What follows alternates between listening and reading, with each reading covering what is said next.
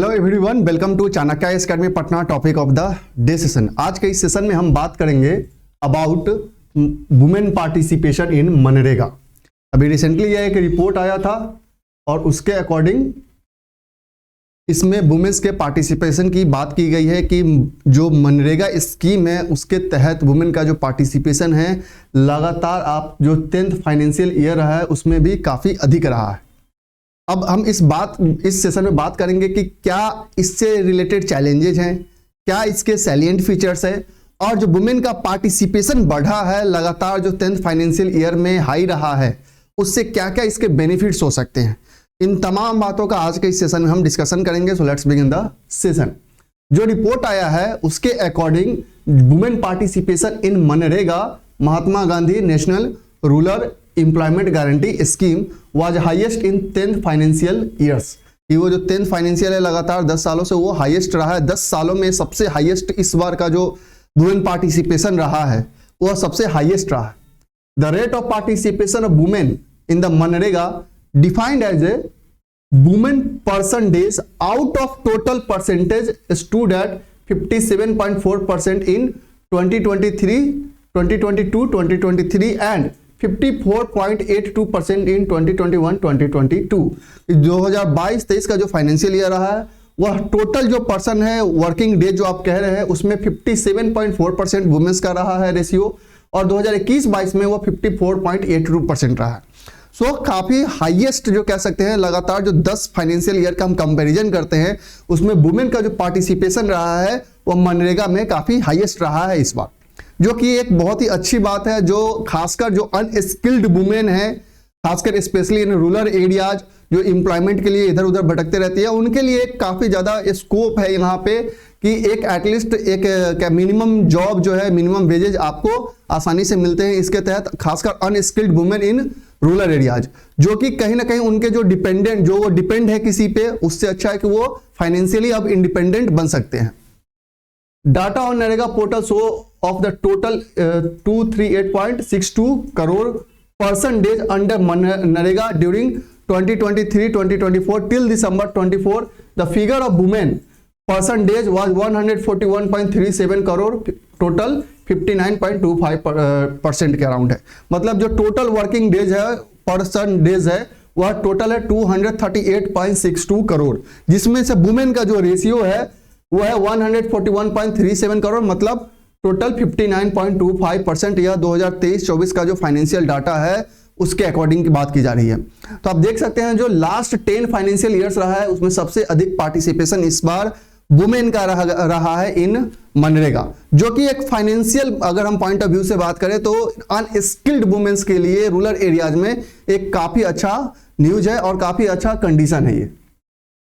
अब हम बात करते हैं वुमेन पार्टिसिपेशन की, मनरेगा की बात कर रहे थे, और खासकर अभी जो पीरियोडिक लेबर फोर्स सर्वे आया है by the ministry of statistics and programme implementation, the female labour force participation rate has increased in the country in recent years. और अकॉर्डिंग टू पीरियोडिक लेबर जो सर्वे रहा है हमारा उसके according भी जो फीमेल का पार्टिसिपेशन रहा है इन वर्क फोर्स वो काफी ज्यादा उसमें इंक्रीमेंट देखने को मिला है, specially in rural areas as compare to urban areas. This sharp rise was in rural areas. In rural areas, the female labor force participation ratio defined as the percentage of persons in the labor force among the persons in the population increased to 30.5% in 2022-2023 from 18.2% in 2017-18।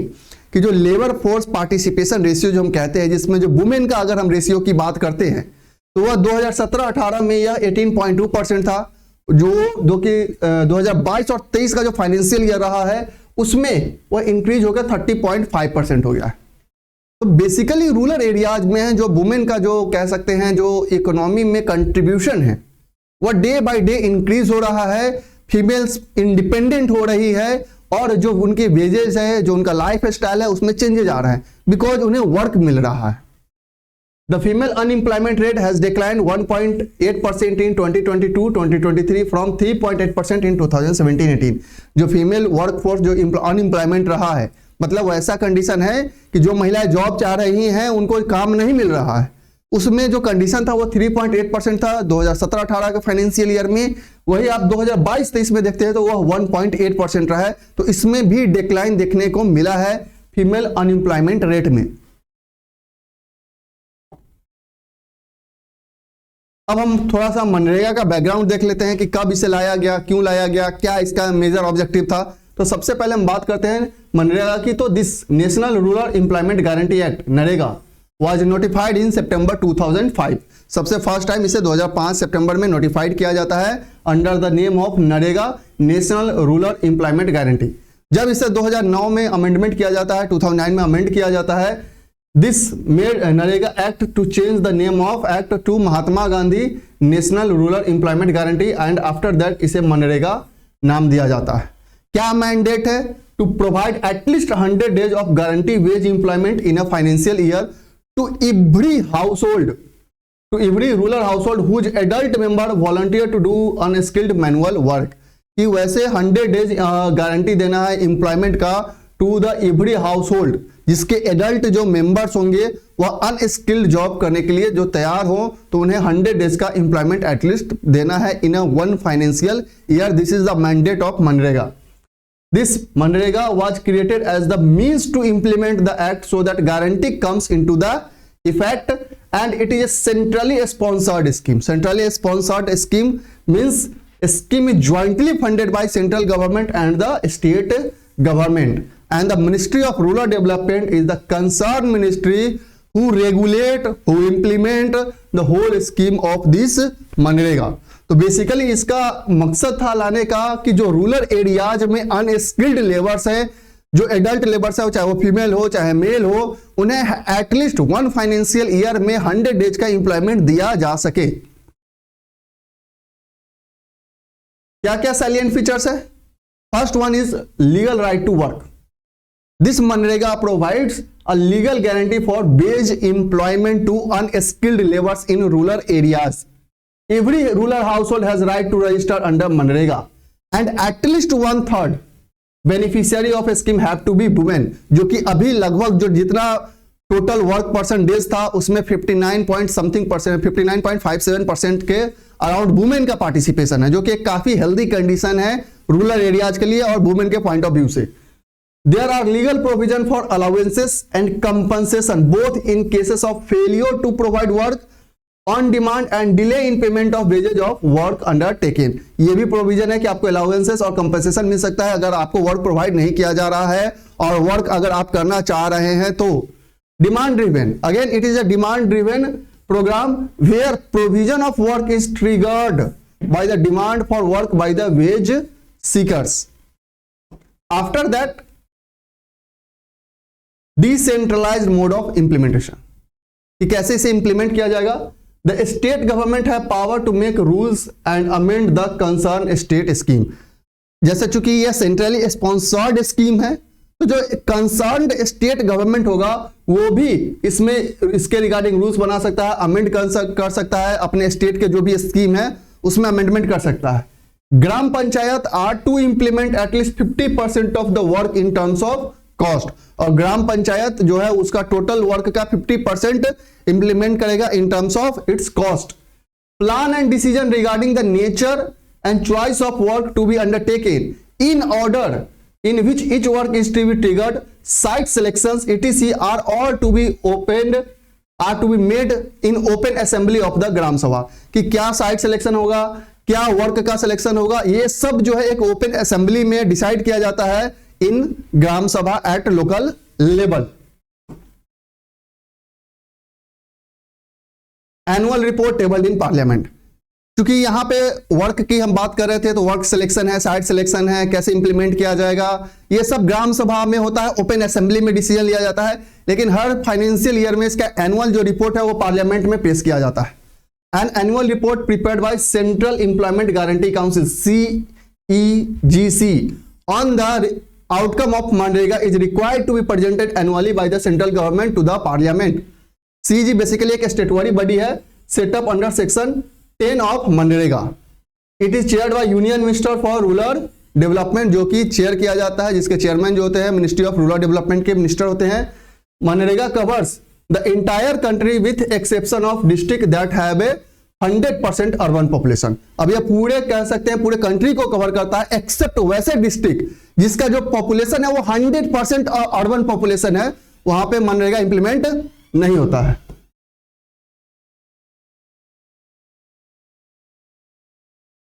Challenges की हम बात करते हैं। Fund miss appropriation, सबसे बड़ा challenge है कि fund का मिस एप्रोप्रिएशन होता है। Over the last 4 years social audit units under rural development department across India have found financial misappropriation of Rs 935 crore under various scheme of MNREGA. कि जो fund का जो मिसयूज है वह इसमें काफी पाया जाता है, और लास्ट जो कह सकते हैं कुछ फाइनेंशियल ईयर में जो भी डाटा है उसके अकॉर्डिंग 935 करोड़ का बहुत ज्यादा मिस एप्रोप्रिएशन हुआ इसमें फंड का।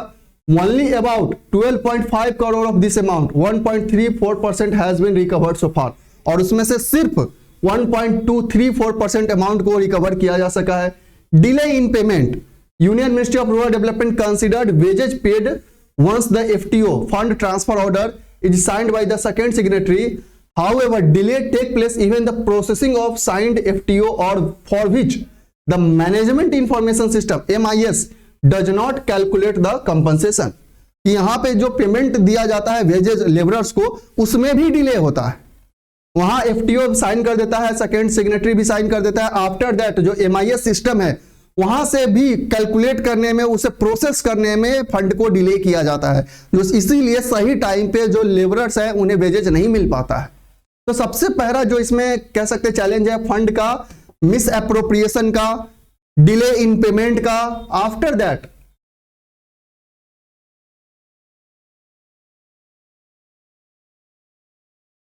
नेक्स्ट जो इसमें सबसे जो मेजर कह सकते हैं चैलेंज है वो है बैंकिंग पजल का।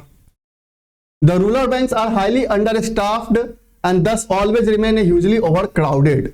The workers normally have to visit banks more than once to withdraw their wages. Often the workers do not get their wages during the time of the need due to the hassles and the cost involved in getting wages from the bank. तो basically banking जो puzzle है, चूंकि यहाँ पे अब unskilled labour है, simple सा logic है, अनस्किल्ड लेबर है, उन्हें बहुत ज्यादा नॉलेज नहीं है बैंकिंग सिस्टम्स की, तो उन्हें पैसे निकालने में भी प्रॉब्लम्स होते हैं। और खासकर जो चूंकि यह रूरल बैंक्स होते हैं, अंडर स्टाफ्ड बैंक्स होते हैं, तो वहां पे कह सकते हैं जो बैंकिंग पजल है उसके कारण से भी पेमेंट में डिले होता है। तो उन्हें एक दिन का पेमेंट निकालने के लिए 2-2 बार बैंक विजिट करना पड़ता है, जिससे कहीं ना कहीं उनका जो टाइम मैनेजमेंट है, जो वर्किंग कंडीशन है, उसमें इफेक्ट पड़ता है।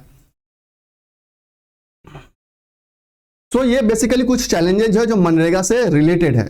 तो ये रिपोर्ट आया था, उसके अकॉर्डिंग जो कंडीशन है वुमेन्स का इन मनरेगा वो काफी अच्छा कंडीशन है। लास्ट 10 फाइनेंशियल ईयर के कंपैरिजन में लगभग 59% से अधिक जो रेशियो है वह वुमेन का है इन मनरेगा वर्कफोर्स, खास रूरल एरियाज में, जो कि एक काफी हेल्दी कंडीशन है for financial point from financial point of view to for the women. So ये कुछ चैलेंजेज है, अगर इन चैलेंजेज को हैंडल कर लिया जाता है तो आगे आने वाले टाइम में मनरेगा जो है वो काफी ज्यादा फ्रूटफुल साबित हो सकता है। So that's all for today, thank you.